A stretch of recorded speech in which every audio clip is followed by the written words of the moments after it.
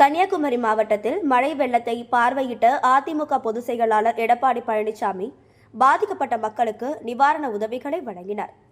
தென் தமிழ்நாட்டில் மழை வெள்ளத்தால் பாதிக்கப்பட்ட பகுதிகளில் அதிமுக பொதுச் செயலாளர் எடப்பாடி பழனிசாமி ஆய்வு மேற்கொண்டு வருகிறார். அதன்படி கன்னியாகுமரி மாவட்டத்தில் மழை வெள்ள சேதங்களை ஆய்வு மேற்கொண்ட அவர் கோவளம் KSS நகர் பகுதியில் மண்டபத்தில் தங்க வைக்கப்பட்டுள்ள பொதுமக்களை சந்தித்து குறைகளை கேட்டறிந்தார். மழைநீரை வெளியேற்ற தமிழக அரசு நடவடிக்கை எடுக்கவில்லை எனவும் வீடுகளை விட்டு வெளியே வர முடியாமல் தவித்து வருவதாகவும் அப்பகுதி மக்கள் வேதனை தெரிவித்தனர். அவர்களுக்கு தேவையான உதவிகளை செய்து தருவதாக எடப்பாடி பழனிசாமி உறுதியளித்தார்.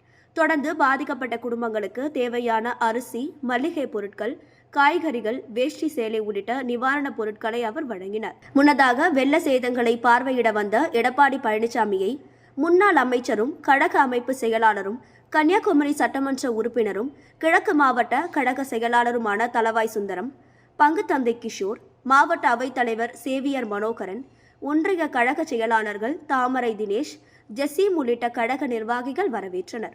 மேலும் இந்த நிகழ்ச்சியில் முன்னாள் அமைச்சர் பச்சைமால், சட்டமன்ற உறுப்பினர்கள் உதயகுமார், கடம்பூர் ராஜு, செல்லூர் ராஜு, கழக தகவல் தொழில்நுட்ப பிரிவு செயலாளர் ராஜ் சத்யன், மேற்கு மாவட்ட கழக செயலாளர் ஜான் தங்கம், மாநில கழக நிர்வாகிகள் கிருஷ்ணா தாஸ், சிவசெல்வராஜன், சந்துரு, ராணி, லதா சந்திரன், மாவட்ட பஞ்சாயத்து தலைவர் மெர்லியன்று தாஸ், மாவட்ட கழக இணை செயலாளர் சாந்தினி பகவதியப்பன், துணை செயலாளர் சுகுமாரன், முனைவர் பசிலியான் நசரத் உள்ளிட்ட பலர் கலந்து கொண்டனர். செய்திகளை உடனுக்குடன் தெரிந்து கொள்ள நமது அம்மா இணையதள தொலைக்காட்சியை சப்ஸ்கிரைப் செய்து அருகில் உள்ள பெல் ஐகானை